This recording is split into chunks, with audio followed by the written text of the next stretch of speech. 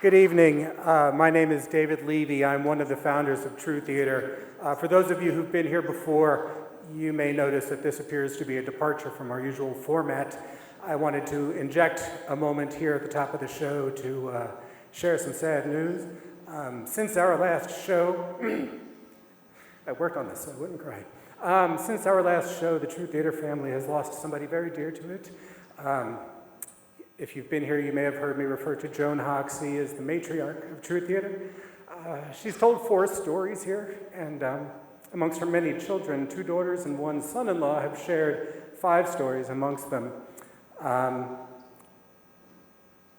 Since her first appearance, she became an actual friend of mine. We spent time together, dreamed about community projects and storytelling efforts, if only there was time.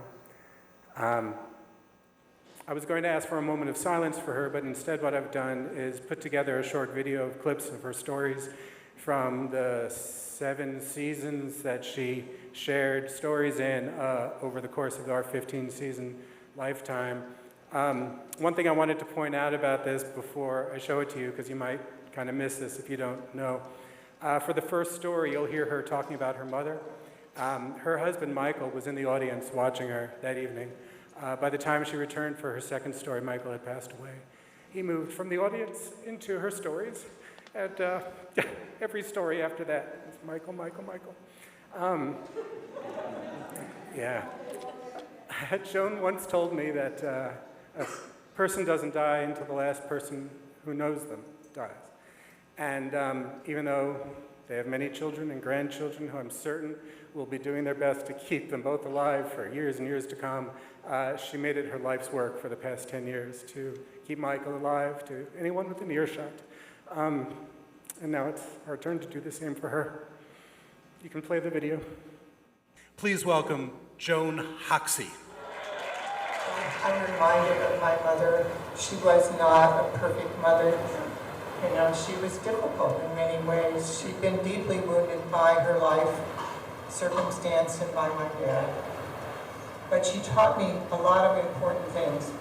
One of the most important is that people need bread and roses. He puts 2 cigarettes in his mouth. He lights them and he takes 1 cigarette, hands it to Betty Davis. It was the sexiest thing ever. So dinner is over with, and we're served our coffee, and he takes his pack of cigarettes out, and he takes 2 cigarettes out. Puts them in his mouth, lights them, and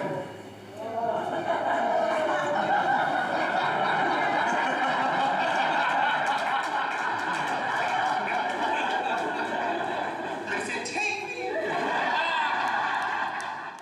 And I looked down to the lobby where the guys are coming in. I said, oh my God, look at that guy. And the girls all looked. And here was this guy coming in dress blues from the Marine Corps. And I still think that's the sexiest uniform in the world. So if you want a date, people in the Marine Corps have a saying that sort of shorthand that they have for one another. They say to each other in greeting sometimes, and sometimes when they leave one another, they say, Semper Fi, which means always faithful. My mother and my father's generation had a different name for that same sentiment. They called him True Blue. You know, I never saw the dress blues, but I got Michael, who was the truest blue man I ever knew.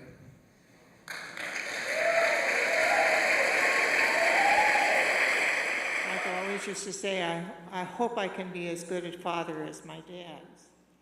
And he was just getting him into the shower, and he thought, I can't put this boy in the shower, this kid into the shower. He's too unsteady. He can't go by himself. So he kicked off his shoes and got in with him.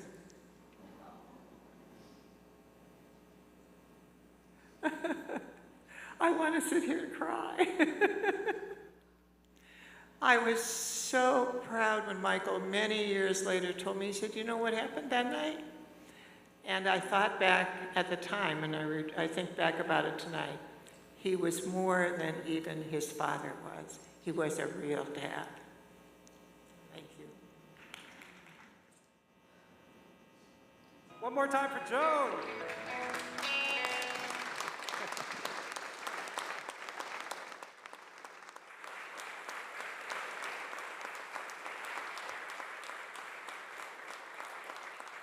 Thank you for the roses, Joan. Thank you, everybody, for indulging us. And if you never got to hear her stories, all 4 of them are on our YouTube channel. If you can't find it, reach out. I'll gladly share them. I know our first storyteller tonight is now thinking, I have to go on after that. We've got a lot of the normal shtick that we kick off our shows with coming right up. So once again, I'm Dave Levy. This is Preston Bell Charles III. Yeah? And as usual, co-emceeing the evening with me tonight, Marcellus Harris. Hello, Cincinnati. Hello, Marcellus. And welcome everybody to True Theater. Is this anyone's first time at True Theater tonight? Yes, wonderful, wonderful. You are all in for a great treat. As usual, all of the true personal stories shared by our storytellers tonight all nod at the theme of tonight's show, signs. Hey, Marcellus, are you ever going to tell a story at True Theater? Well, I might or might not, but not because you've written it into the script. I am my own man after all. Well done. Thank you. Those of you here know this already, but for those of you at home, we're coming to you live from downtown Cincinnati's historic and beautiful Memorial Hall.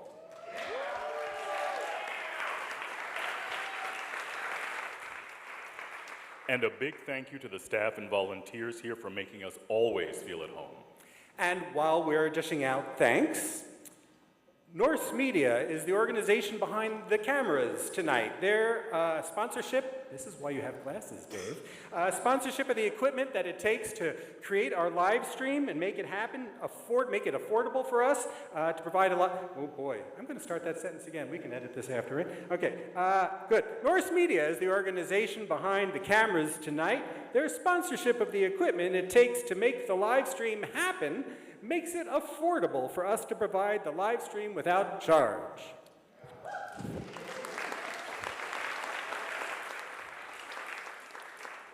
Affordable, but not free. So this is where we mention you can make a donation at truetheater.org to help us keep the live stream going forever. Yada, yada, yada. Once again, truetheater.org. We spell theater the fancy way, ending in R-E. And a big thanks to a new sponsor that has come on board for the first time, Improv Cincinnati. Yeah. Indeed.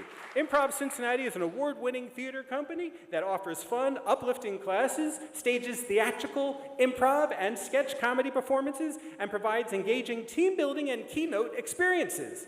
Many of their students have found their way to, have found the confidence and the heart to become true theater storytellers, including one you're going to hear from tonight. And if you enjoyed tonight's stories, Improv Cincinnati invites you back to check out their show, Veracity, on Saturday, August 9th. This show features completely improvised scenes inspired by true stories told by 2 incredible comedians coming in from New York City, Louis Cornfield and Rick Andrews. And as a thank you to True Theater fans, you can use the coupon True Story, one word, for a buy one, get one free ticket to any Improv Cincinnati show through October, and they have lots of shows to choose from besides the Veracity show in August, including some this weekend. So use that code, check them out. ImprovCincinnati.com is their website. We'll share that information again online, but definitely check them out. They are hilarious. Thank you, Improv Cincinnati. Indeed. And as usual, and I sincerely do love that I can say as usual, ASL interpretation of tonight's show is made possible thanks to the generosity of Cincinnati State and their ASL interpretation program. And tonight's interpreters are Dawn Caudle and Kristen Bowen. So thank you very much. What else do we got, Marcellus? Are we talking about the themes for season 16 now? That's a little later. How about the fact that people will be able to buy subscriptions at the lowest prices we're making available for them tonight at intermission? Also later. Are we saying anything about the True Theater t-shirts? Oh, you mean that they're for sale outside of this room, right Yes. over there? Yes, those. I think we just covered that pretty well. What's this about, some game? Yes, thank you. Because the theme of this evening is signs, our production manager, Annette, and I went to Cincinnati's very own American Sign Museum to take some pictures. Has anyone been there? Did I hear some? Yeah, it's really cool. And we have turned these pictures into a kind of eyeball bender sort of game. We'll be showing pictures or parts of some signs or other things you might see in front of a shop or a restaurant or something, and you have to guess what they are. Here's an example. Do you know what sign that? Perfect. Yeah. So you already know how to play this game. It's Sunoco. Wonderful. All right. So we'll draw random entries from the people who get the most right, and the two winners will each receive 2 passes to the museum and 2 Sign Museum T-shirts, which you can pick out there because you can get them in the size you want, the color you want, and there may be a little True Theater swag in the envelope with the passes too, when you get that. So that's what we have for you tonight. How fun. Yeah. So how exactly do people enter? Oh, right, yeah, no, that's important. There are 5 pictures in total, and we'll be showing 4 of them on the screen in between the storytellers and in a moment during the first half of this evening. But don't worry about remembering them right now. We're going to show them again at intermission. There are some forms out by the on the T-shirt table and some True Theater pens. You can keep those. You fill them out, and then you turn it in once you filled it in. So when do we see these pictures? Oh, right. Well, we're going to get a couple of them in just a moment. But remember, when we show you these, this is not the Sunoco demonstration. Do not shout them out. This is for you only. We're going to show you 2 now, and then what? And then this is just to get excited to play the game. Here and here are the first 2 partial signs.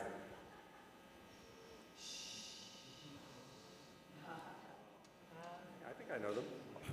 I definitely know them. I took the pictures. All right. Well, Annette and I took the pictures. All right. What's going on here? Yeah, help me out. And we'll see the next 2 pictures after our first storytelling. Yes, that is true. So then when do we see the 5th picture? Yes. Well, that picture will be hanging on the wall near the box office downstairs, so you'll have to go down there at intermission to identify it. And will the box office be open so that the people can buy their season 16 subscriptions at these low, low prices you're going to tell them about later? You know it will be. I certainly do. So do you think everyone understands the rules of the game? Well, if they don't, I encourage them to ask Holly at the T-shirt table. She can talk everyone through it. Is Holly aware of this? It occurs to me right now that this may be the first she's hearing of it. Excellent. Well, good luck, everyone. Good luck, Holly. So I can continue to introduce our first storyteller now. Please do. Excellent. Here at True Theater, we always say that everyone has a story to tell, and the only difference between strangers and friends is the sharing of that story. And tonight, you're going to make 5 new friends. The first of whom has been a computer programmer for nearly 40 years, but feeds her creative side writing humor and performing comedy, usually involving awkward moments, questionable judgment, and the unstoppable march of aging. She looks forward to retirement so she can spend more time writing and performing and playing with her grandkids. She is also looking forward to no more alarm clock, and I find that very enviable. So please welcome Michelle Poston Combs.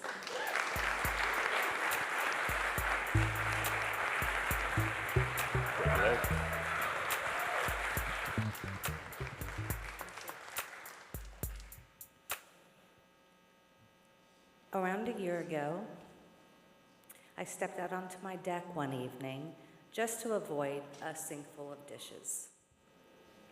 It had been raining, so the deck chairs were wet, so I had a perch on the edge of the metal frame.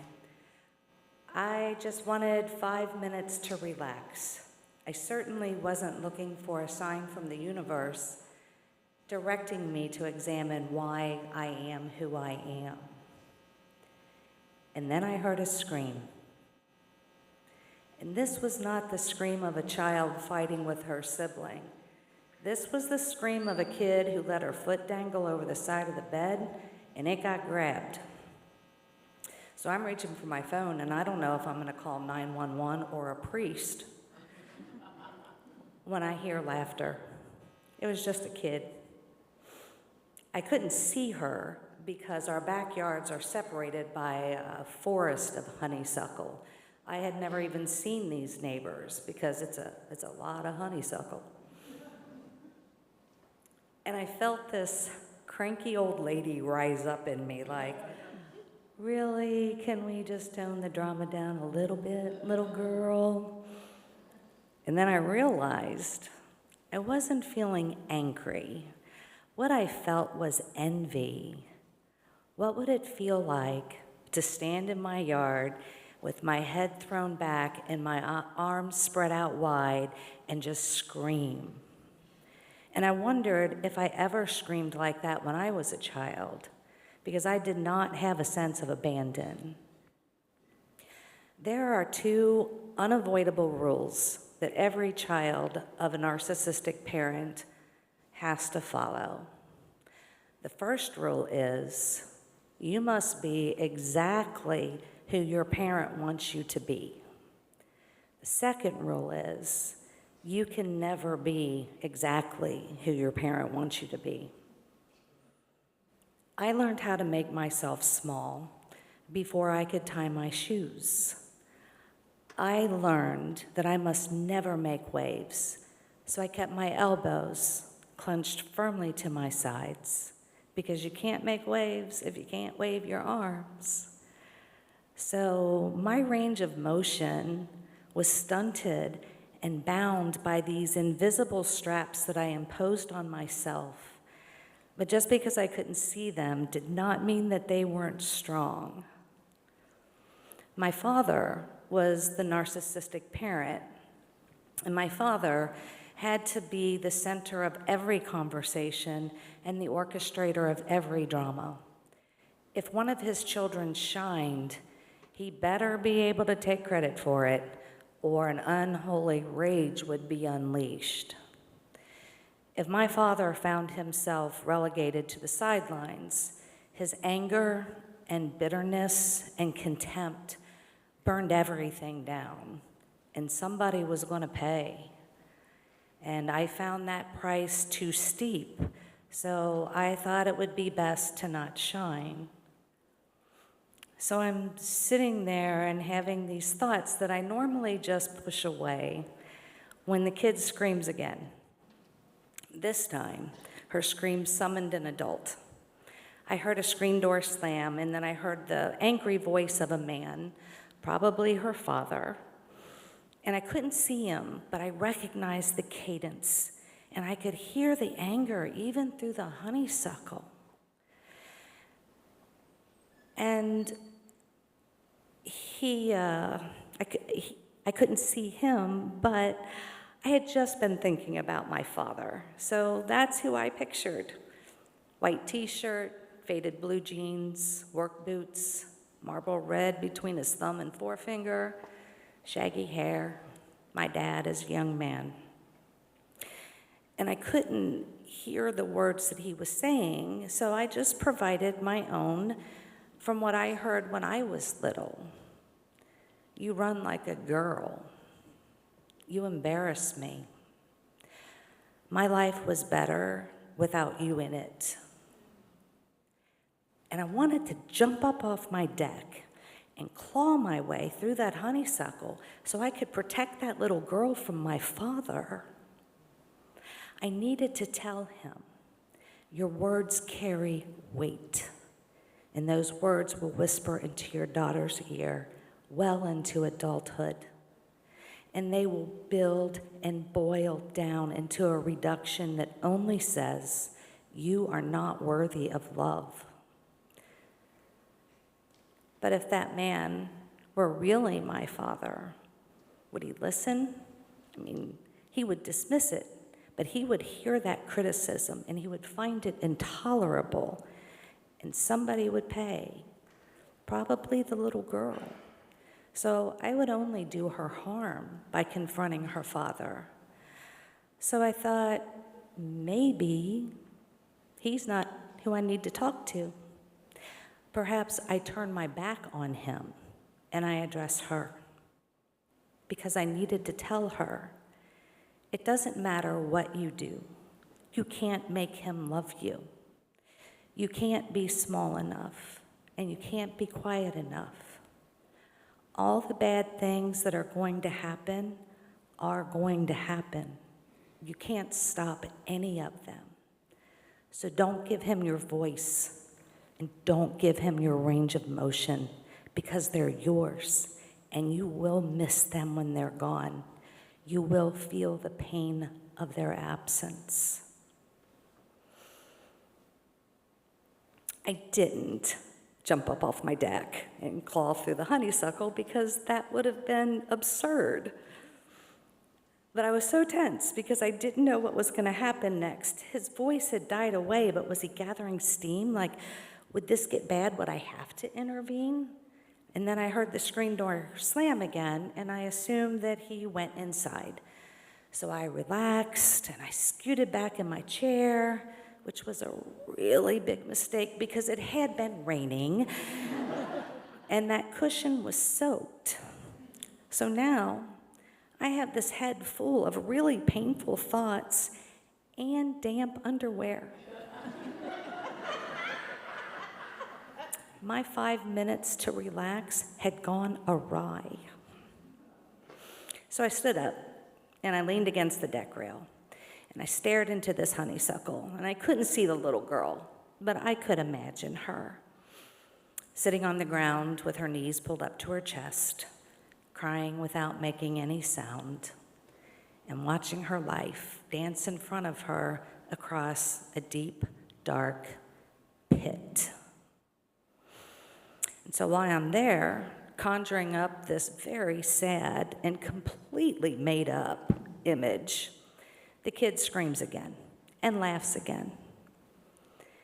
And I didn't hear any fear in her laughter, and her scream did not lack volume. She was not afraid.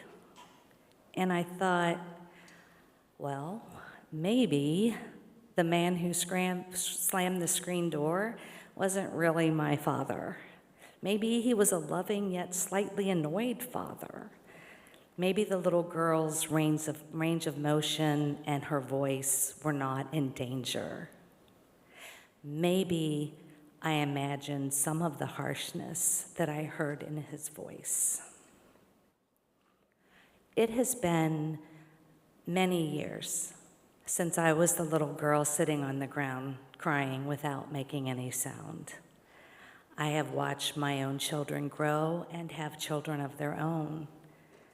I haven't been that little girl in years, but I have always been that little girl. She is the oldest part of me, but she's still just little. I had actually been immersing myself in learning about parental narcissism for years before that night on my deck. And that journey has not been fun or warm and fuzzy, but it has been necessary. And I have made a lot of progress. When I was a younger adult, I couldn't even think of myself as a child because she repulsed me. I loathed her because she was weak and she cried and she hid. By the time my husband and I had some grandkids, it occurred to me that there is no circumstance in which I would find any child repulsive. And so I stopped hating her. I stopped hating me. So that was really big. But that night on my deck was the first time that I considered how the trauma from my childhood affected how I carry myself physically and how I use my voice. And I still have a lot of uncomfortableness with big gestures, and I still have to force myself to speak more than I would like. And sometimes I still hide. But that night, I'm standing on my deck, and it's quiet again. I think the little girl went inside. And I had on damp underwear, and I still had a sink full of dishes to wash. And less than 10 minutes had passed since I stepped out onto my deck. And what actually happened was a non-event. It was a kid playing and an annoyed parent. It was nothing. But for me, it definitely was a sign. So I'm standing there on my deck, and I raise my arms up over my head and stretch them.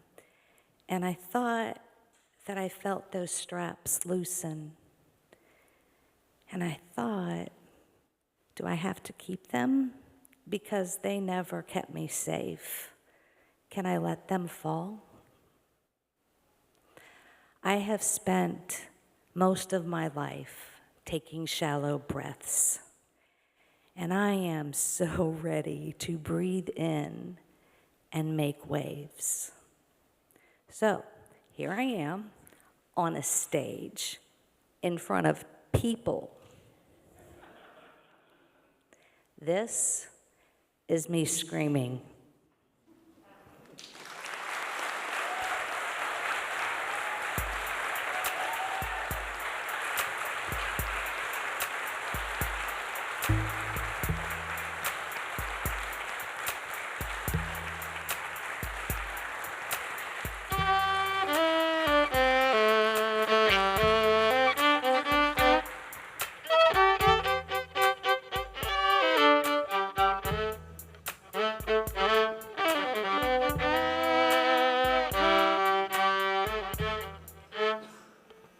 One more time for Michelle.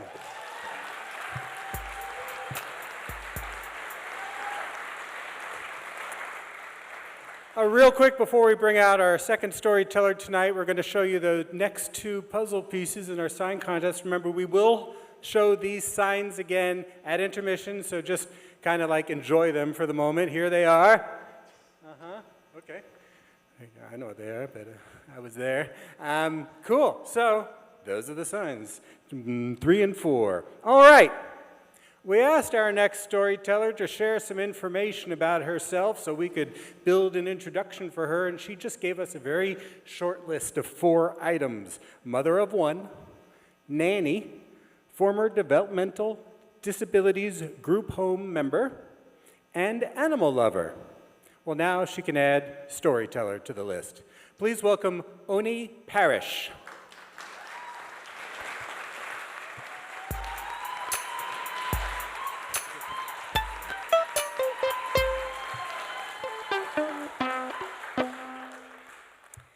I became interested in autism when I was in elementary school.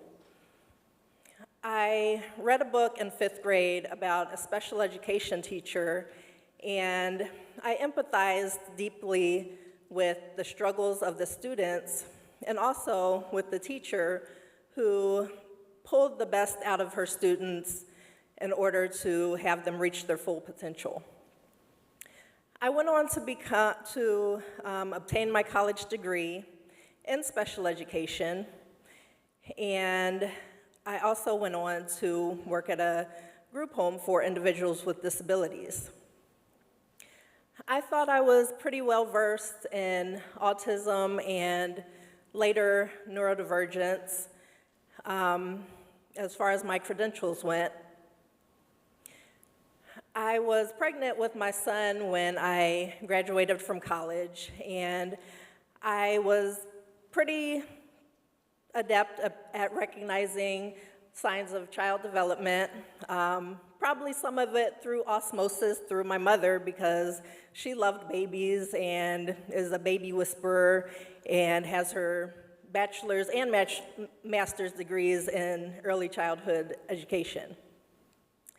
Khalil seemed to be developing normally. He met all his milestones on time, my son Khalil, and I didn't see any signs or symptoms that he was delayed or that anything was going on with his development.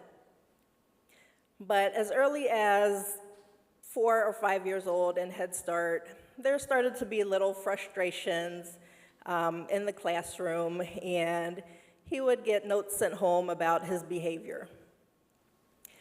In kindergarten, I remember receiving a note home for a classroom referral, which I'm still not even sure exactly what a classroom referral is, but I know that it's not a good thing and you're in trouble when you get one.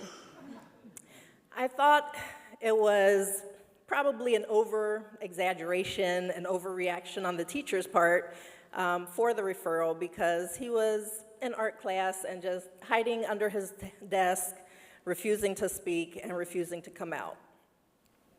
Could this have been a missed sign? I didn't think it was so strange because I remember being in 3rd grade and hearing my teacher talk frustratingly to another teacher about how I was hiding under a table, refusing to speak and refusing to come out. Along the way in Khalil's schooling, there started to be more frustrations and behavior issues in the classroom. It didn't seem anything too strange to me. I have a brother that was pretty hyperactive and would have a few behavior issues. I just chalked it up to typical male energy and unrealistic expectations of sitting still for hours in a classroom. Khalil started to have issues where the teachers would say he was doing little things, behavioral issues, nothing too serious, like he wouldn't get sent to the principal about it, but he might lose his star on his behavior chart for the day. I started doing charts at home and incentives to get him motivated and organized to turn in his work, complete it, and have his smarts that I knew he had because his standardized tests were through the roof, match the grades and match the behaviors that someone super smart should be displaying in the classroom. I didn't think it was too strange. I thought it was just the normal part of parenthood to try to motivate your child and come up with different ways for motivation. In fact, I remember my mother, when I was in school, coming up with all types of charts for incentives to get me motivated to turn in my work and finish my work and have my smarts match my grades. But could this have been a missed sign? Along the way, I started seeking therapists for Khalil just so that his smarts could match his grades and his behaviors. And it just didn't seem to be matching up because he seemed like a happy, well-adjusted child, but it didn't feel like he was reaching his true potential. Along the way, he started telling therapists that he was feeling some anxiety. And if you know anything about anxiety, it has a lot of intrusive thoughts, and thoughts just pop into your head unbidden. This didn't seem strange to me. He was super smart. Why wouldn't he be thinking all the time? But could this have been a missed sign? I didn't really think too much about it because I had often been told I was an overthinker, which I didn't really understand because didn't everyone have 10 million thoughts for one situation? One example I was riding in the car with my cousin, and out of the blue, we were just riding in peaceful companionship, and out of the blue, I was like, I wonder how often the population doubles. After searching her brain for a couple seconds, she shrugged and said, I don't know, but what made you think of that? I told her, oh, well, I just saw a little girl in the parking lot with her mom, and that got me to thinking about people are still having children. I'm one and done, but people still have babies every day. I wonder how many babies are born in a day. And I wonder how often that leads to the population doubling. So I know all about overthinking and thoughts coming in, but could that have been a sign, a missed sign for Khalil? Maybe. Khalil ended up being diagnosed with autism and ADHD at 13 years old. And it came as somewhat of a surprise to me because at the time I was working as a qualified intellectual development professional, and which is basically just a fancy way of saying I worked with adults with developmental disabilities, often which included autism. And I had been interested in autism for years, so I thought I knew all the signs. It had me thinking back and thinking, what signs did I miss? I know about the overt signs such as stimming, hand flapping, possibly being nonverbal, vocalizations, things like that. But how could I have missed signs in Khalil? Because he wasn't doing any of that. As I started collecting more and more signs, I started looking at the more subtle signs, and autism is pretty prevalent today. Researchers are learning more and more about it each day, and there's more information available. So again, how could I have missed those signs? When I started looking back, I was like, well, Khalil is very much like me, so if I missed his signs, what signs may have been missed for me? I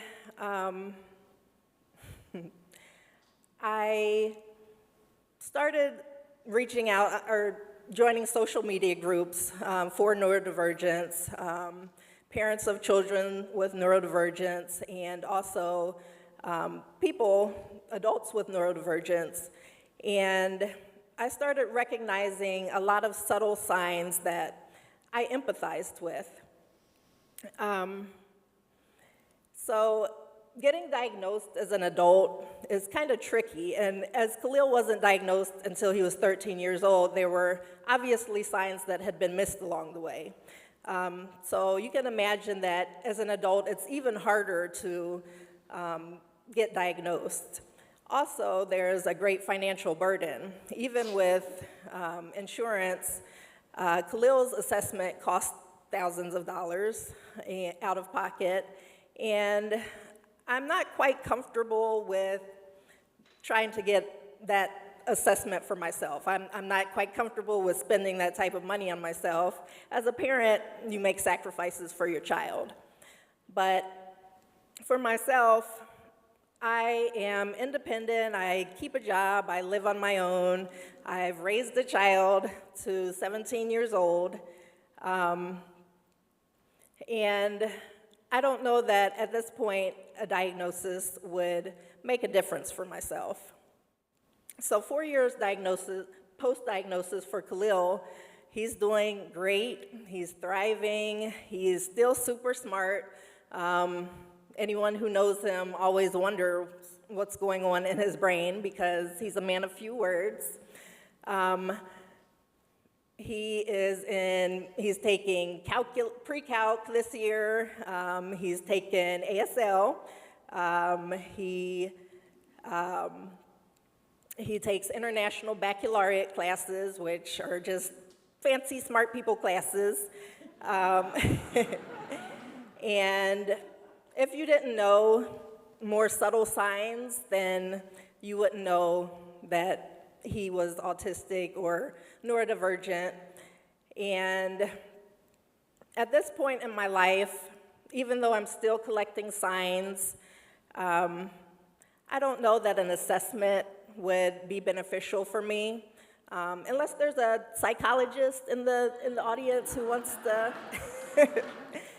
But I'm content with just collecting the signs, and some people might wonder, like, why am I collecting all these signs? And it's really benefited me to be able to feel like I finally fit in, like someone finally gets me. And so I'll continue collecting signs, and for now, that's enough.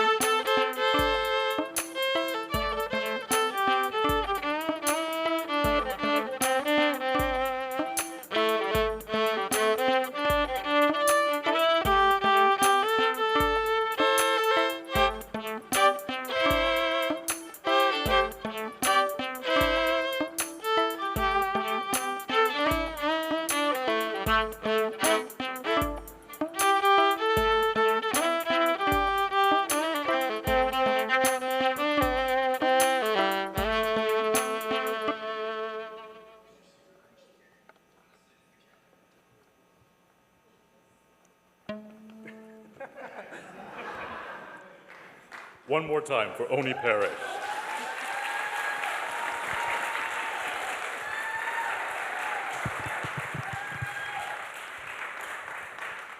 All right, folks, we are now going to share with you for the first time anywhere the themes for season 16, and we're inviting our friend and board member, NKU professor and faculty advisor to Norse Media, Chris Strobel, to join us as part of this. And while he's coming out, I would like you to know, finally, that subscriptions are going on sale at intermission tonight, and at this time you can get them at the lowest price we're making them available, just $75, which is the equivalent of buy 3, get 1 free. So get your subscriptions tonight, and you can get that price. Get them tomorrow, you pay a little bit more. I mean, I don't make the rules. I guess we do make the rules, but whichever, you should get them tonight. So what themes you will be hearing with these stories when you do, Well, on October 23rd, since we've had so many stories over the years that would qualify for this show, we decided to give it a night of its own. True Tattoo. Yeah. Chris, would you like to explain the second theme? I would. So the January show is going to be a little bit different for us this year. But it's going to be pretty much the same for you all in the audience. But we thanks to a grant that we were able to get with Norse Media at NKU through the Center for Experiential Learning and the Scripps Howard Center for Engagement, the Norse Media students and I wanted to explore a larger project, and we're going to tie it into the January show. And you'll notice that the title has quotes. We don't like to duplicate themes here at True Theater. And what this one, it sounds like it's love, but really what we want to explore is the idea of agape love and the idea of giving love without expecting anything in return and what that does for society.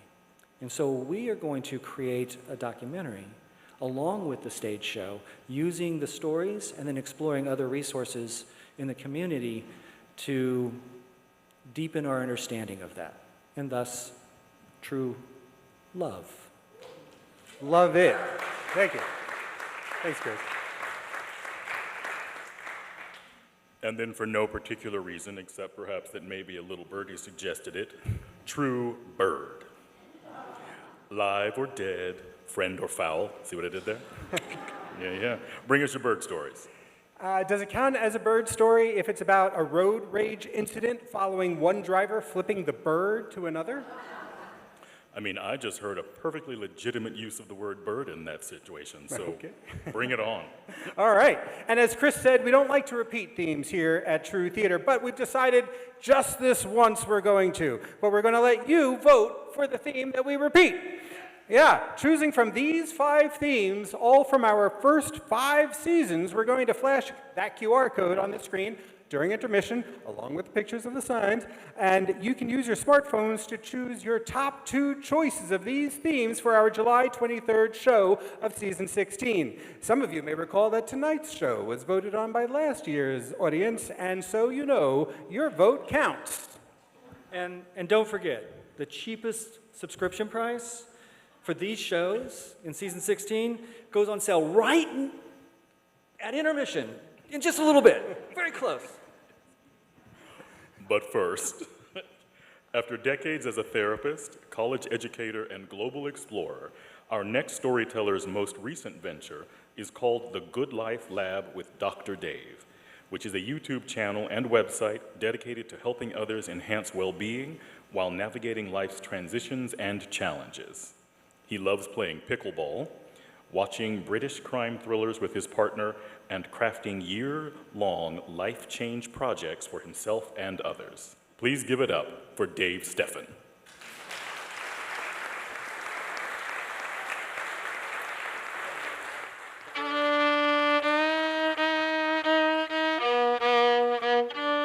All right, so I was browsing books in Barnes & Noble, the one in Newport that used to be there, the 2-story monstrosity, if you remember that, with an elevator going up to the 2nd floor coffee shop. I was there late one night with a friend, just kind of probably looking through the psychology and self-help section for books on how to not be depressed or how to be happy. You see, as you heard, I'm a therapist, a former college professor, and positive psychology researcher, which basically means I study the science of happiness. And so I was in this season of at 45, browsing Barnes & Noble, kind of looking for books on happiness, because I was in this season of depression. And I came across this Economist magazine article which said basically that we get happier as we get older, and the turning point is around 46. So as you heard, I was 45, turning 46 the next month. And I decided to take it as a sign that life could get better for me, that I could get happier once again. And when I'm faced with something major, I kind of create these year-long projects that you heard in the introduction. So I decided to do this year-long happiness project. I called it Project 46. And to give you a little background on, backstory and background on how I got to 45, I'm going to tell you a couple projects that I did, some major projects. So in my 30s, one of my first major projects was I'd always wanted to bike across the country. And so I grabbed some soccer buddies from college, and we launched this project called Where in the World is a Wilbur? Because one of the guys' names was Wilbur. And we dipped our tires into the San Francisco coast, and 3,700 miles later, in 2 months of camper vans with 4 dudes, we dipped our tires into the coast of Jersey and called it a day. The second major project I did was at 40. I wanted to mark that milestone birthday. And so I had always wanted to write a book, so I decided to not watch any TV or media that year, and also not cut my hair for some reason, sort of like a covenant with God, I guess, and myself, and like Samson from the Bible, so I'd have this energy to write the book. But I think underlying kind of all this was this last-ditch effort to not be gay. You see, I knew I was gay around 9 or 10, and for those next 30 years, I did whatever I could to not be gay. I eventually became religious. I went to a conservative Protestant seminary for 6 years. I tried conversion, reparative therapy, went to ex-gay conferences, taught at ex-gay conferences, so whatever I could to not be gay, I tried for 30 years. And so this project at 40 was sort of like one more like good old college try to not be gay. So by the end of that year, I did have a finished self-published book, my first, and then I had long braids in my hair. And for some reason, I still liked Barbra Streisand. and men. So, so it didn't take, go figure. And so from that point, at 41-ish, I decided to kind of embrace who I was as a gay man, and I tried that for a few years, started dating, but I kind of found myself at 44, 45, sort of like the character Annie, played by Kristen Wiig in Bridesmaids. So she's kind of not good at relationships, and then she loses her job and ends up moving back in the house with her mom, which happened to me at 45. Everything was kind of a mess for me, which just kind of brought me to where I was in Barnes & Noble, just kind of searching for something. So this sign in the Economist magazine, and this new project that I had for being happy, there are 3 areas that I really wanted to focus on for that year. One was to find love in life, which meant finding a partner in crime or partner in life, but also a community. Just wanted to have a greater sense of community. I'm moving away from kind of my religious community. I needed a new sense of community. So it was my first goal, love in life. Peace with God was the second goal that I had, just kind of finding my better resolution with my faith and my identity. And then my third goal was around a job I liked. So I was in between higher ed gigs, unemployed, and living with my mom. I really wanted to get back into the higher ed world. And so those are my 3 goals. But generally, I just wanted to be happier regardless of my circumstances. And so that was my happiness project. And I thought one way I could maybe do this project was to interview people, like an investigative reporter, that came across my path, and ask them about any secrets of happiness they might have. Which brought me to my second sign. What happened in Kmart, I was stuck in this long line and only one lane open, and kind of frustrated, but also trying to keep this mindset of being happy for the year in mind. And I noticed that at the front of the line was a cashier. She's probably in her 80s. And it was just going slowly because she was taking her time with each person and just seemed to show kindness to them, which proved true as I got closer. She was just smiled a lot and was very warm. And so she was that kind of person I really wanted to kind of get to know, because who would be happy working at Kmart in their 80s? And so I went back the next day and asked the manager if I could talk to her, and we got connected, and her name was Ruth. And so I asked her out to coffee and asked her if I could interview her about her life and her secrets to happiness. So I'm going to play this clip of her here in a second, but she essentially said, I asked her about secrets to happiness. She said she didn't have any secrets, and if she did, she didn't really know because they were secrets to her. But observing her at Kmart, and then also, interaction, I knew, as she said, she just loved people, and she loved treating them importantly as it came through her line, treating them like they're children of God, and she didn't think they got that, much in their lives, so she wanted to make sure they got that at Kmart. And then she got off on this tangent. I'm not even sure how we got there, but I have it recorded. And she started talking about being left-handed, and she came across this article by this author who I want you to listen to. I'm going to play the clip here. Left-handed males was the author wrote about, and listen for his name. So go ahead and play the clip. Well, I'm left-handed, but you're not left-handed, are you? Do you have any people in your family? Oh, but no men. My brother is left-handed, and my nephew and my niece are left-handed. Well, and then look under Dr. Donald Joy. Yes, he's a friend of mine. How interesting. I've told so many people about him. I don't know him. No. I just can't believe this. Would you like me to ask him? Yes. Oh, he'd probably be bored with me, but I'd be thrilled to death. I'm so glad I met you.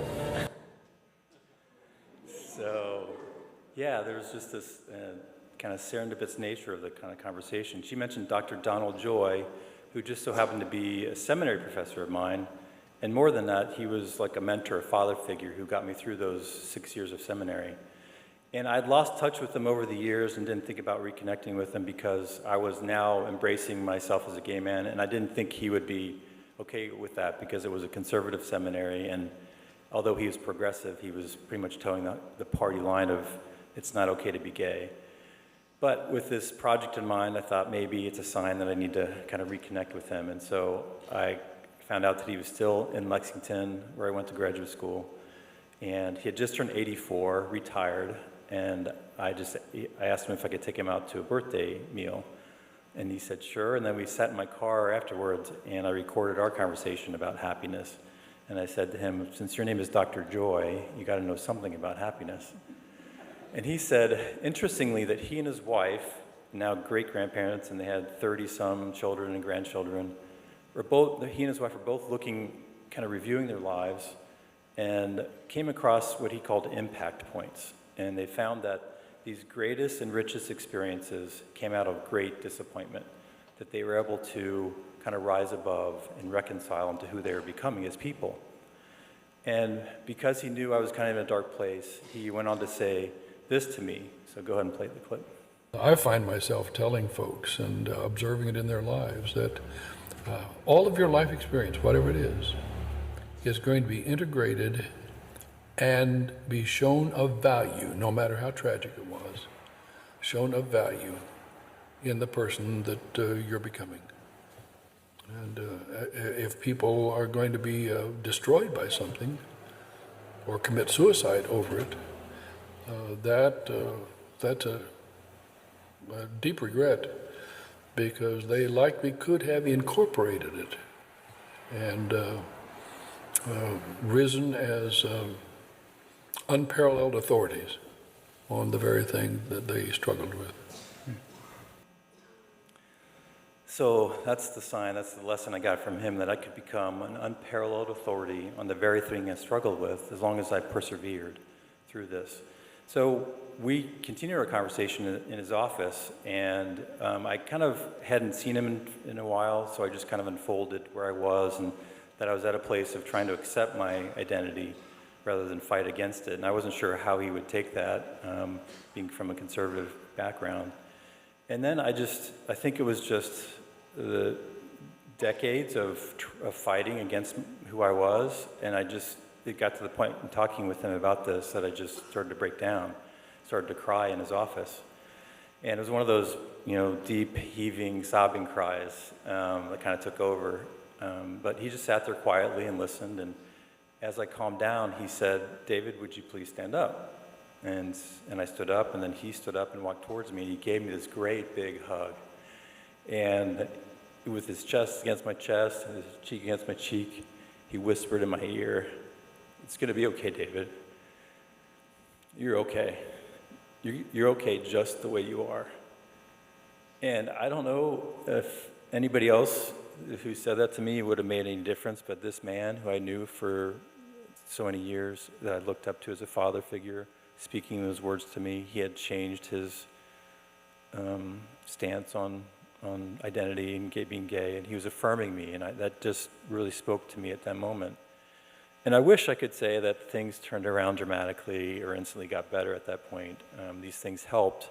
These three signs, the Economist magazine article, meeting Ruth, who led me to Dr. Joy, were like signposts or stepping stones to the next sign over the next several months, which came in therapy and came in friendship and global adventures that I took. All these things I kind of did to claw my way through these circumstances I was in. And to the point where now it became like 16 months after that or 18 months later, in terms of those three goals I had for that year, I met a man, and we've been together for 13 years. And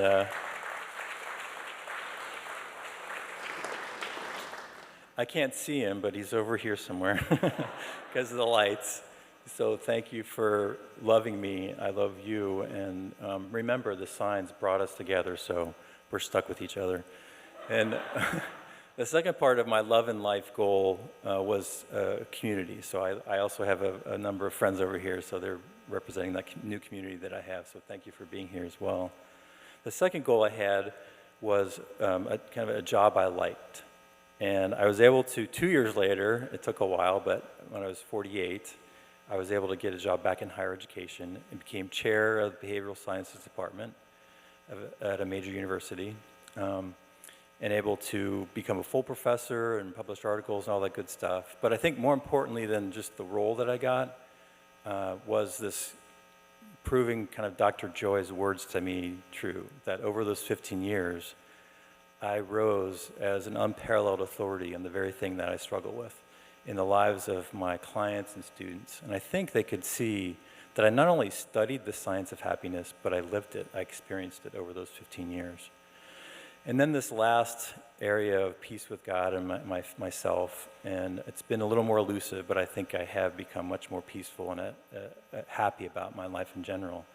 And for me, in terms of what I've learned about positive psychology as a researcher and my own life trying to live in happiness, comes down to this study I often refer to. Harvard's done this 85-year study on happiness, the longest of its kind, still ongoing. And I asked ChatGPT to summarize for me these 85 years of happiness studies into one sentence, and this is what it said. I tried this with other AIs too, and it says the same thing. The Harvard study found that good, warm relationships, more than money, fame, IQ, or career success, are the key to lasting happiness, health, and a meaningful life. Good, warm relationships are the key to happiness. I really like, though, how my gay icon says it. It's all about people. People who need people.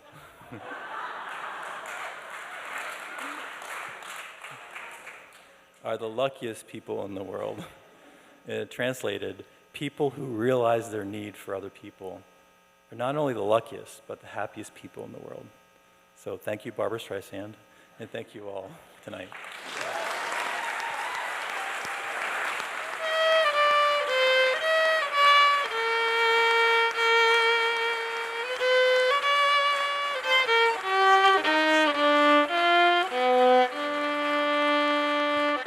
Keep it going for Dave.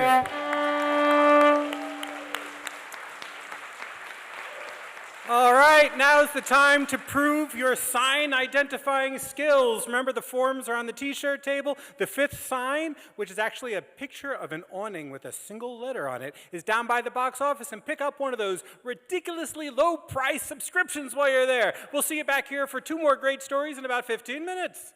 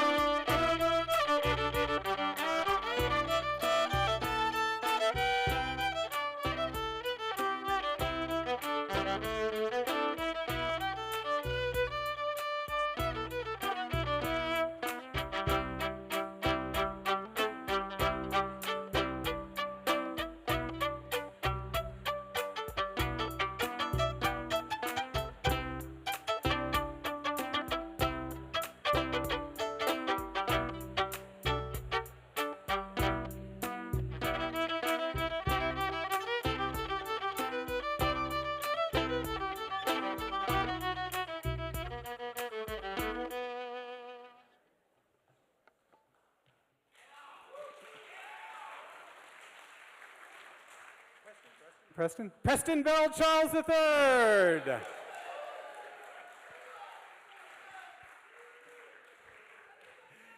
You know, Preston here is a man of many talents. In addition to playing his violin, which he does at gigs, open mics, outdoors, street corners around town. He teaches violin. He drives for his father's funeral home. He takes care of his 2 kids, gardens, and if he could squeeze anything else, as if he could squeeze anything else into his schedule, he makes documentaries with grants from ArtsWave when he can. You can see, he's incredible, multifaceted hero of mine. You can see and keep up with him on YouTube, Instagram, Facebook, SoundCloud, CincyMusic.com, Reverb Nation. Follow him everywhere. Just don't follow him home. That would be creepy.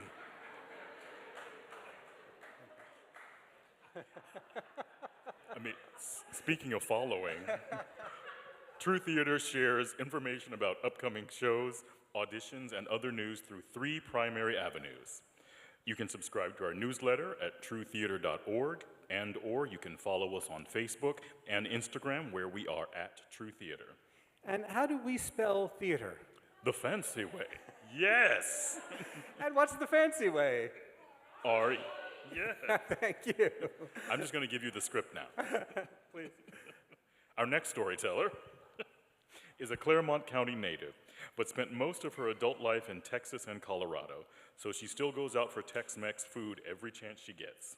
In her spare time, you will find her working on her 100-year-old house, tending to her gardens, or spending time with her cameras, shooting rusty old cars and farm stuff. She is one of those infamous childless cat ladies. Those are her words, don't cancel me. She loves hanging out with her nieces, creating art, and attending music festivals. Please welcome Glenda Jordan.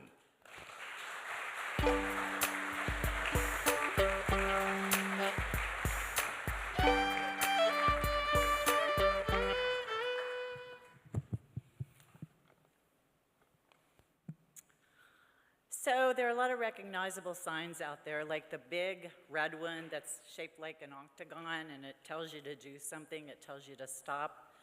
But not all signs are that recognizable, and sometimes you don't see a sign or you don't recognize it until it's behind you.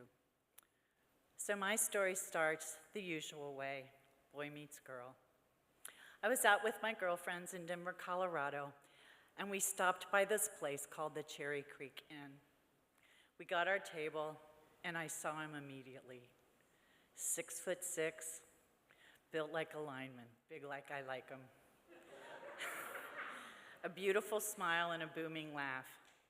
And my friends noticed I was distracted, and they said, "Glenda, what's going on?" And he said, "I want to meet that guy." And one of my friends said, "Hey, I met him at a party once. You want me to bring him over?" And I'm like, "Please do."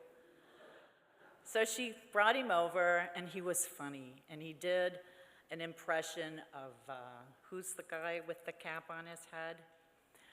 And he invited our girl table to join his boy table, and there wasn't any problem with that.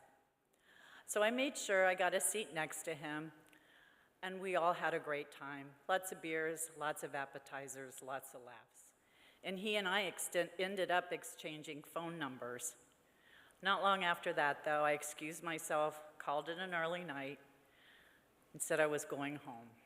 And when I got to my car, I just held myself with anticipation of when I was going to be able to talk to and see him again.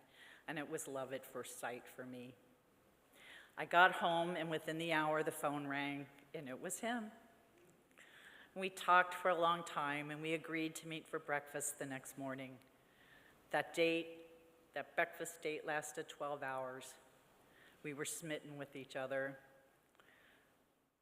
We started seeing each other every weekend and almost every day during the week. And he was so kind and so funny, and he did the nicest things. He'd run me a bubble bath and light candles in the bathroom. Or he'd show up at the back door with an armful of groceries and cooked me dinner. He was so kind, and I felt so safe in his big arms. One weekend, we were offered a cabin in the mountains, and we jumped at the chance to go. We knew it was going to rain, but it didn't bother us. We planned to cook a nice gourmet meal. So there we were, sitting at the kitchen table, chopping and dropping, taste this, smell that. I told him how handsome he was, and he told me how pretty I was. And he looked at me and he said, "Glenda, I'm never going to let you go. You're always going to be with me, and I will find you wherever you go. I'll search high and low, far and near." And he ticked off the ways he could find me. And I was so charmed, and I laughed. And then the chair collapsed beneath him, and he fell on the floor. Later on that evening, we were cuddled up on the couch in front of a fire, and I decided to ask him a question about someone he mentioned quite often, called the Barracuda. Even his co-workers would say, "Hey, boss, you got your Barracuda money?" So I said, babe, who's this person called the Barracuda? He said, oh, well, that's my ex-wife. 3-4 months in, and I don't know that he's been married. He said, yeah, I have a son, too. You have a son? Yep. I said, babe, but we spend every weekend together. When do you see him? You never talk about him. He said, well, they live in Colorado Springs. He says, and every time I go see him, the Barracuda has to be there to monitor it. He said, and if I want to take him down the street, even to the park, the Barracuda's got to come and watch. He seemed a little distracted, and I didn't push. Thought it may be a little odd, but I just snuggled up in his big arms, and the night went on. Not long after that, I went to Hawaii. It was a trip I had already had planned before I met him, and he agreed to stay in my apartment and watch my cats. So 10 days later, I came back, and there he was waiting for me. 6'6", lineman, dressed in a Hawaiian shirt, a coconut bra, and a straw hula skirt. I was so charmed, and it was magical. And I started thinking, maybe there's a future with this guy. We got back to my place, and there were 24 red roses waiting for me, along with a banner and some of our friends to welcome me home. A little while later, after I had some therapy,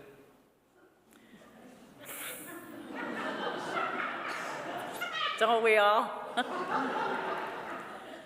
My therapist pointed out some signs that I had missed that maybe weren't such good things.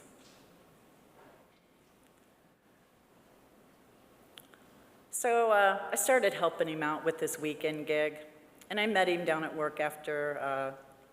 work after my work one day, and we were walking home to my place.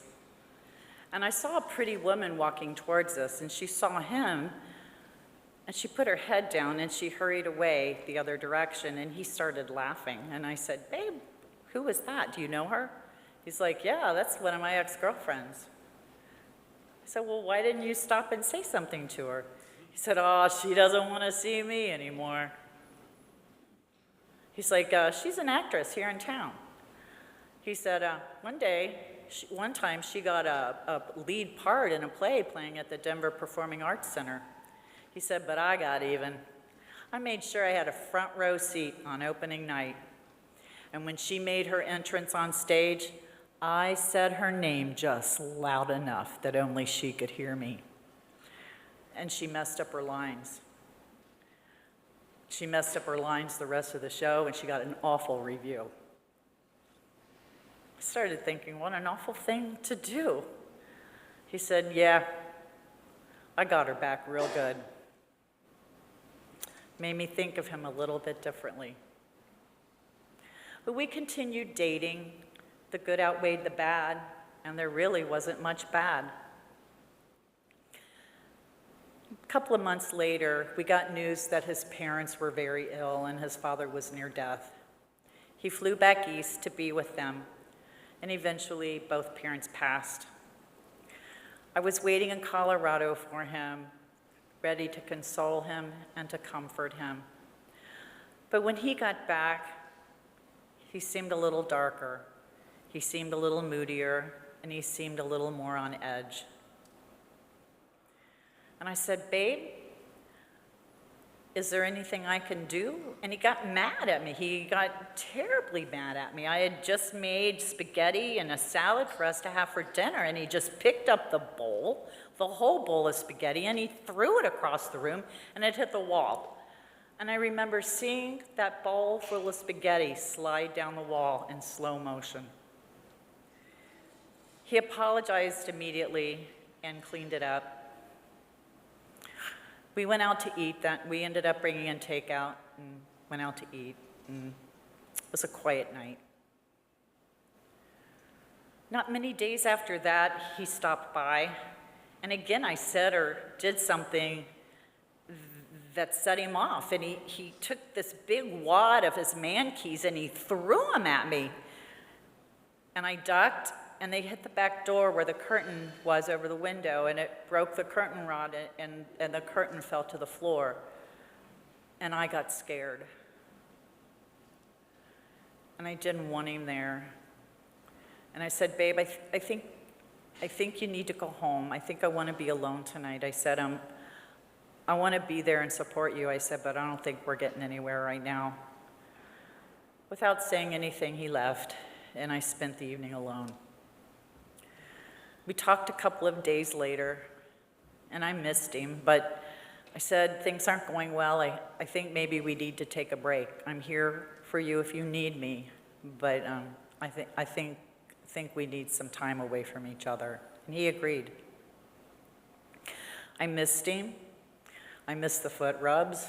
I missed the bubble baths. I missed his big, strong arms. He made me feel safe. 2 weeks later, he called and he said, babe, I miss you so much. He said, can I ask you out on a date? Can we go out for a real nice dinner and maybe karaoke afterwards? I said, yeah, I'd really like that. I miss you too. So I got dressed up to the nines, and he picked me up, and we went out to a wonderful restaurant, to a lovely dinner. And then we went out to karaoke. He'd snuck a bottle of Rumpelmints at that time, and while neither one of us were a big drinking couple, and I liked that part about us, when he drank, he got kind of mean. But I didn't pay it any attention. So the first song he picked was a Rush song, of course, so we got up there and did our Rush song. And then when it was my turn, of course, I picked Love Shack by the Big B-52s, Tin Roof Rusted. We got back to our table, and he said, babe, I'm having so much fun, I don't want this night to end. Why don't we go bowling?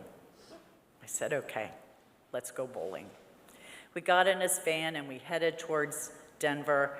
And I said, you know, let's stop at my place first because I want to change my clothes. I don't want to go bowling in this. He said, okay, that's fine. So on the road we went, and his mood changed. And he started picking at me, just nitpicking at all kinds of little things. If I said something, he said the opposite.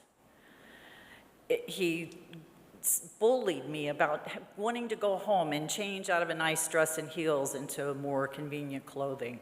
And I was getting really frustrated, and finally I raised my voice and I said, why do you always have to be right?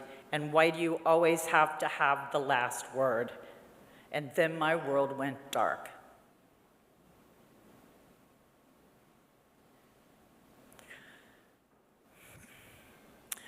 I remember coming to, sitting in his van in the parking lot in back of my apartment building and crying out, did you hit me? Did you actually hit me? And my head got fuzzy and my world went dark again.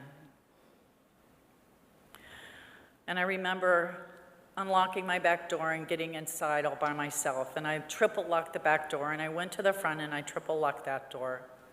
And I was crying and I was in shock and I couldn't believe what had happened. And the phone started ringing and I knew it was him. But I didn't want to talk to him, and the phone stopped ringing, and then it started up again, and it went on like that. So finally, I just took the phone off the hook. I went and laid down on the couch, and I cried myself to sleep. I woke up the next morning with an awful headache, still in shock over what happened the night before. I put the phone back on the hook, and I went into the bathroom. And what I saw in the mirror was not a pretty sight. The phone started to ring again, and it rang and rang and rang and stopped and rang the list off and on the rest of the day, and I just took the phone off the hook again. Because I was afraid if I talked to him that I just might forgive him. But there were two rules in my family growing up. One, girls don't kick boys in the balls, and boys don't hit girls. Well, that was the last time I ever went out with him, and it was the last time I talked to him. But after some good therapy, I found out all the signs were there. I just didn't see them. That altogether, they were a big, loud sign, loud like a klaxon horn going bonk, bonk. And there's another sign is that tonight, here I am in public telling this story to you. And it tells me that I am not afraid of him anymore and that I am safe. Thank you.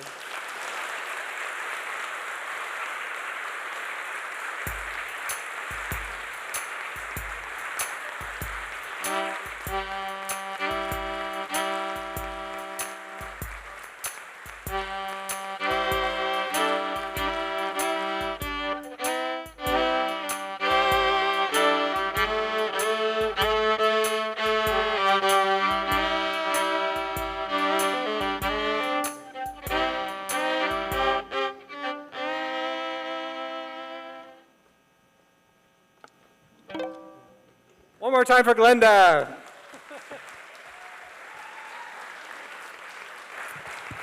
All right, we got two results for you right now. The first is the vote for the fourth theme of the 16th season. Let me refresh the thing just to see if any last-second votes came in. And no, they did not. Now, I got to admit, the theme that I thought would win only got 4 votes.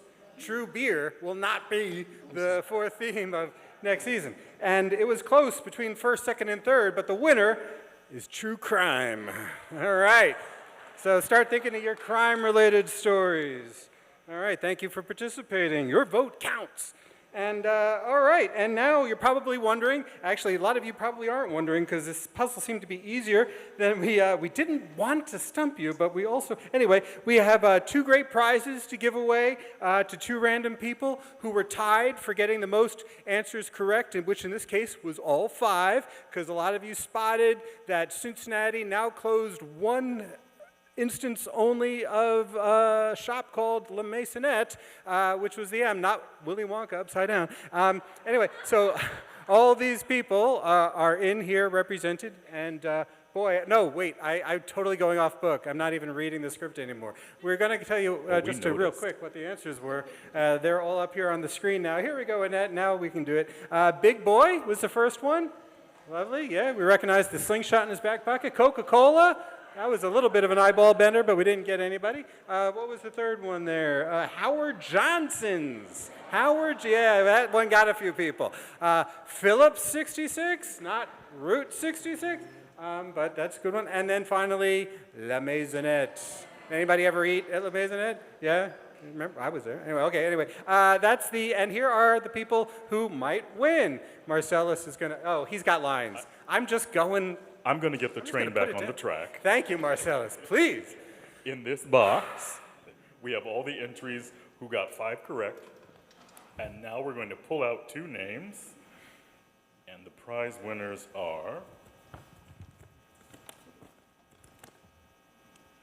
Sarah Russo. All right. Yeah.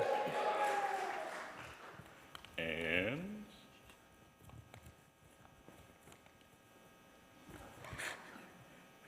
David Emery. All right. Very cool. Thank you, everybody, for playing. We're going to be gathering up here at the end of the show to get a group photo taken, so just come up to the edge of the stage, and we'll hand you your envelope with the prizes in it. T-shirts are not in there again. You'll be getting those at the Sign Museum. All right. Did I actually happen to say the right thing this time? No. No? Okay. Actually, so I'll take your line. Okay, cool. Thanks, everyone, for playing, and a big thanks to Todd Swarmstead. Yes. Thank you. And the American Sign Museum for inviting us in to take pictures and have a fun look around and donating prizes. And now... thank you so much, Marcellus. Our final storyteller tonight has been a part of Cincinnati State's interpreter training program for the past 28 years. She has worked in several different capacities during her time there. She was the first language lab coordinator. She's taught several different classes and continues to mentor students. She is a proud mother of 3 children and grandmother of 8. She is also proud to have one deaf son and one deaf grandson, which makes 4 generations of deaf in her family. Please wave your hands for Ruby Downie.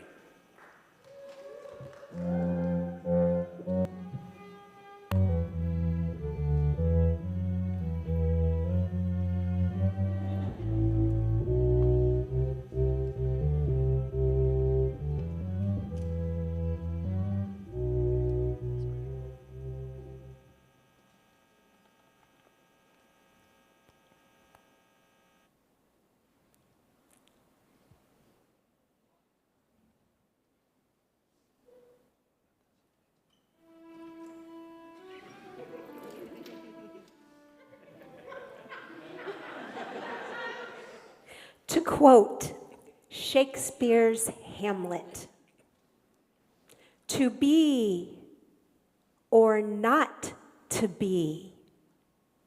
Well, really, that's not really my question. Give me 1 second.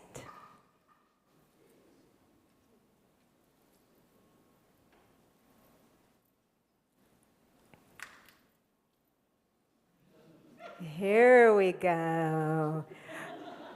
To sign or not to sign, that was my question.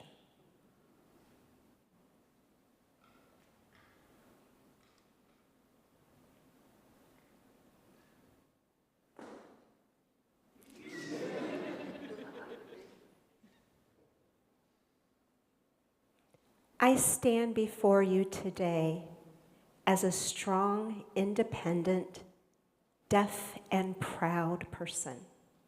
I am a woman. My identity is called Big D Deaf. And there are many deaf people here today and out in our community that feel the same. They're Big D Deaf. They're strong. They're proud of who they are and of their deafness. They don't consider themselves disabled or handicapped. They have a wonderful language and tradition, and they love signing. That's so important to them. Communication is key, and signing is that way. And that is their identity. There are many deaf parents that they are excited when they have hearing children. They cherish them, of course. But when a deaf child is born into a deaf family, they are thrilled to carry on that legacy. With me, my mom and dad were deaf, and I have 2 sisters and 2 brothers that were also deaf. However, I was born hearing, but didn't know it. I would ask my mom and dad often as a young child, "What is that?" I heard something, and I said, "What is that?" Well, they couldn't hear, and they couldn't describe it, and so when I would ask them, they would just dismiss it. They would just say, "Oh, you're just making up things, that's silly." So I would just move on. Then when I became 7 years old, I went into the deaf school. Now, they had 2 different classes. They had an oral class and they had a signing class. Manual's what they call it. Most people that were like hard of hearing could hear a little bit, residual hearing, or had hearing parents would go into the oral program. And they would learn speech. One day I went into the classroom and I was looking around and I was bothered by something. I thought, what is that? I couldn't figure out. It was distracting me. My classmates couldn't hear anything. And the teacher who was hearing said, "What's wrong?" I said, "What is that annoyance?" She kind of suspected that I could hear, and she said, "Look behind you." There was this ugly, black, huge, clunky box with this banana-shaped thing on the top of it, and it had a rotary dial and some lights blinking. I said, "What is that?" She said, "It's a telephone." I said, "A telephone?"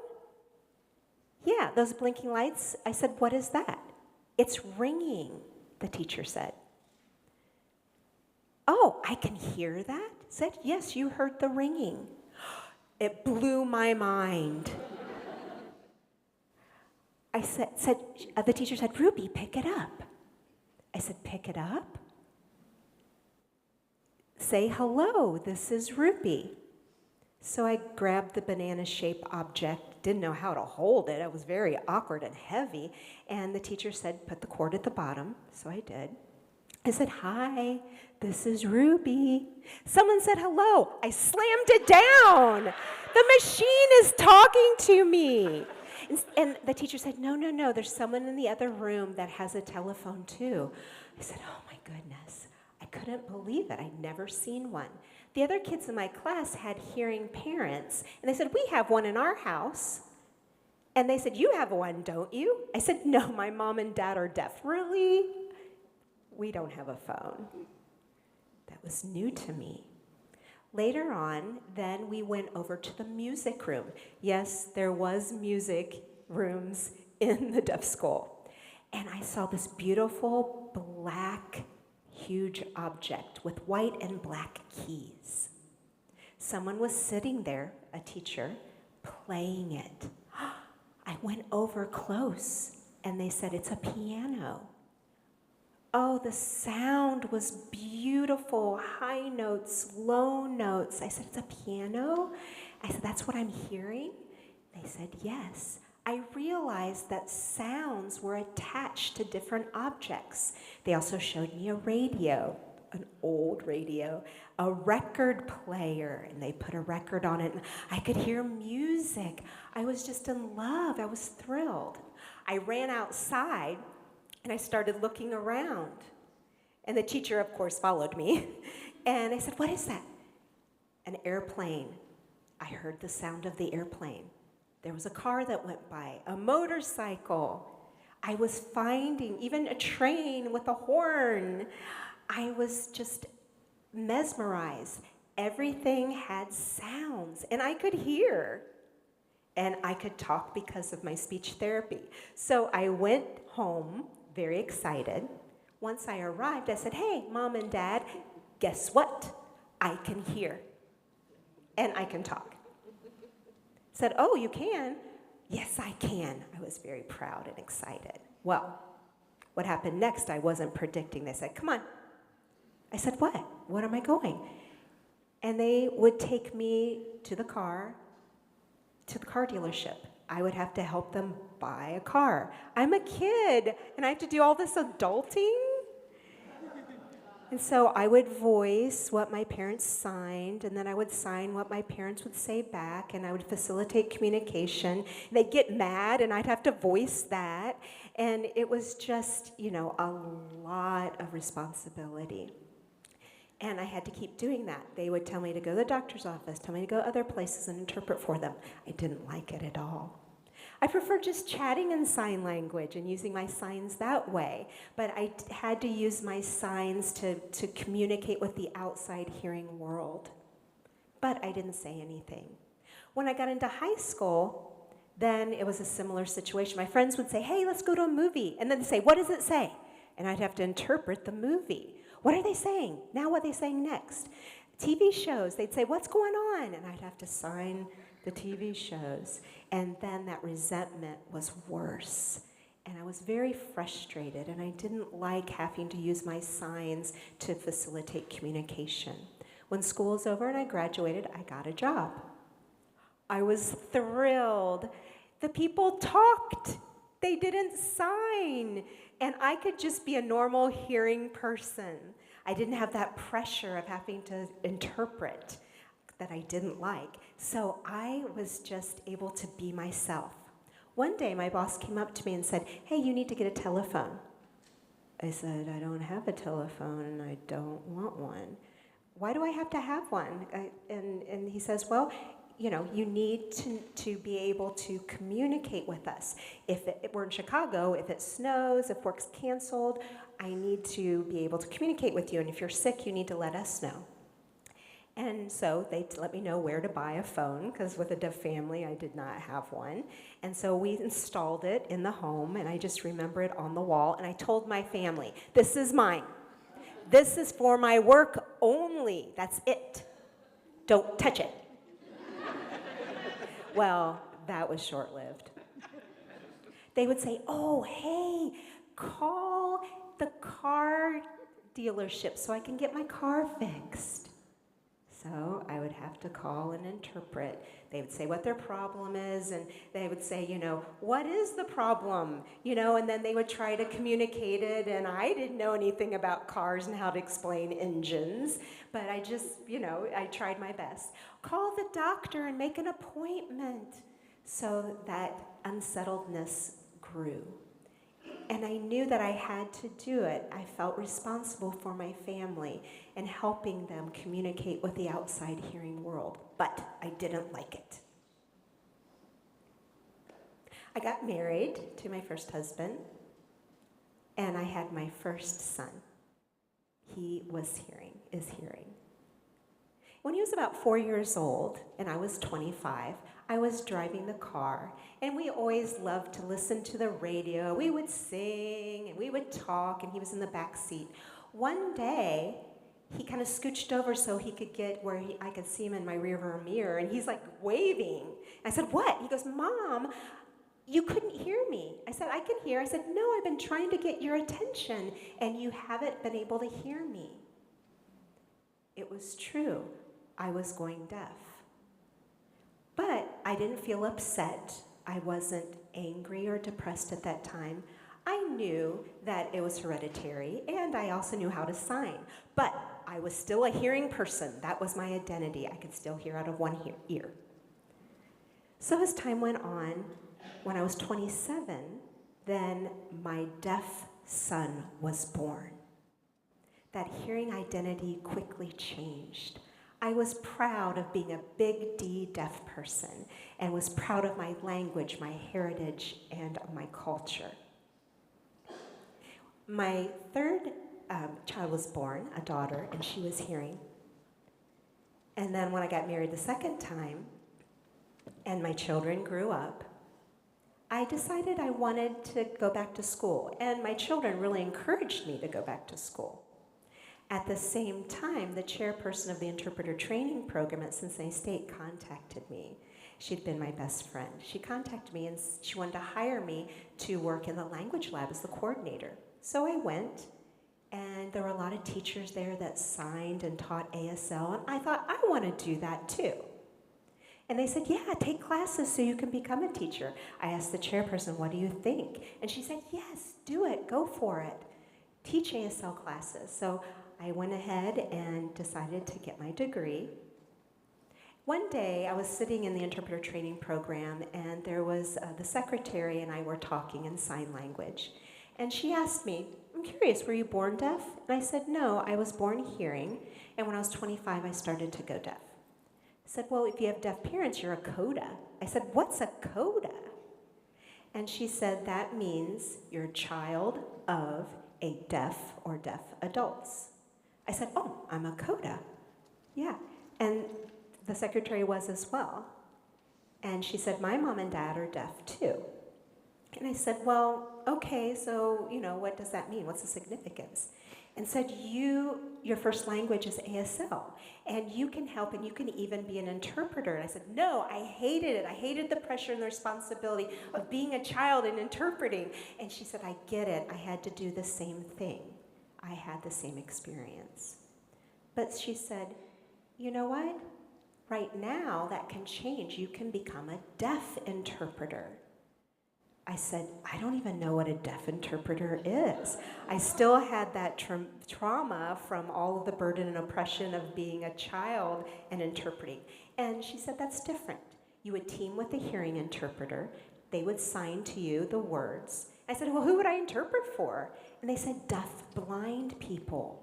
You would sign in their hands. Or people that had atypical language, people that needed more visual, people that had home signs.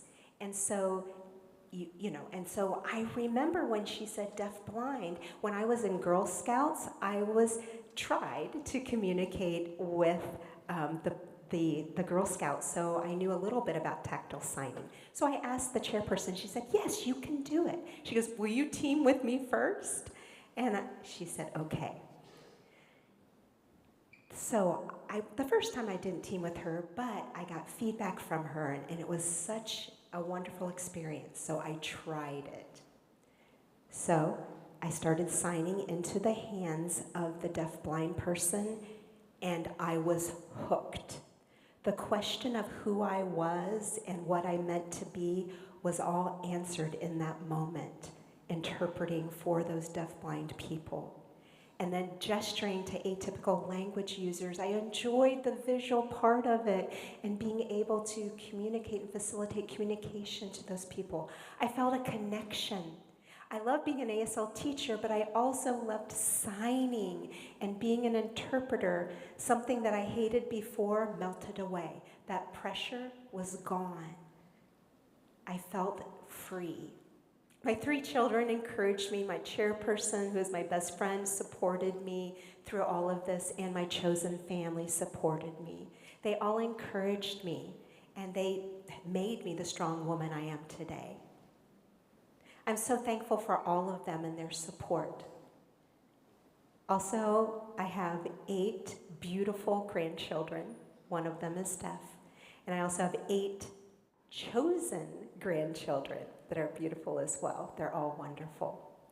And they all just hold a special place in my heart. And I am a strong, independent, deaf woman that is proud. But to quote Shakespeare again, to thine own self, be true. Thank you.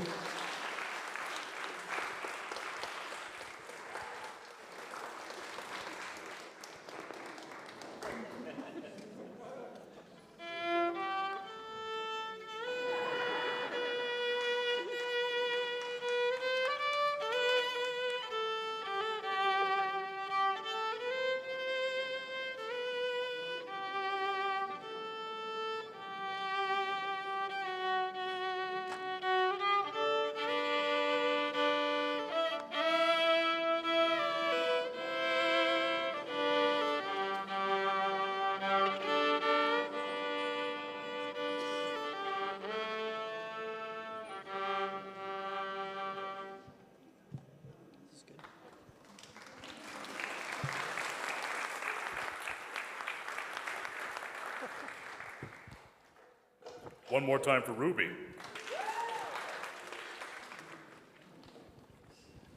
And to all of our storytellers tonight, give it up again. Michelle, Oni, Dave, Glenda, and Ruby.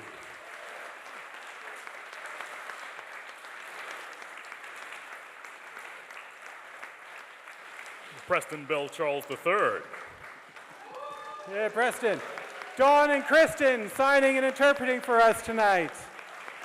Improv Cincinnati, Norse Media, the American Sign Museum, Memorial Hall. And all of these people up here and all of you, it truly takes a village. We always say it takes 2 people to tell a story. One to tell it and another to open their heart and listen. And tonight you did that and we thank you for it. Subscriptions at our early bird prices are on sale now, just a little more expensive than what you paid for at intermission. So get them online. Get yourself one if you haven't yet, and we look forward to seeing you back here in October for True Tattoo. But until then, be true. Good night.